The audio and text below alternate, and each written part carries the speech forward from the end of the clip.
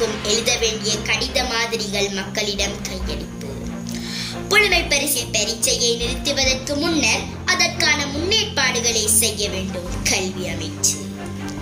கடந்த நவம்பர் 17 நடந்த கல்வி வழிகாட்டல் நிகழ்ச்சியில் ஆசிரியர்களுடன் கலந்தாலோசித்தவைகள் எவை, பெற்றோர்களுடன் கலந்தாலோசித்தவைகள் எவை, பொருத்தமற்ற முறையில் பாதையோரங்களில் வாகனங்களை நிறுத்துதல் மற்றும் பாதையோரங்களில் கழிவு பொருட்களை போடுதல் தொடர்பாக மார்க்கம் என்ன கூறுகின்றது, எமது நாட்டின் சட்டம் என்ன கூறுகின்றது. இம்முறை உயர்தர பரீட்சை எழுதுகின்ற மாணவர்களுக்கு நாங்கள் ஒவ்வொரு தொழுகைகளின் போதும் சொற்ப நேரங்களையாவது ஒதுக்கி ஏன் துஆ செய்ய வேண்டும். சிகரெட் மனித சமூகத்திற்கும் எமது ஊருக்கும் செய்யும் அநியாயங்கள் எவை.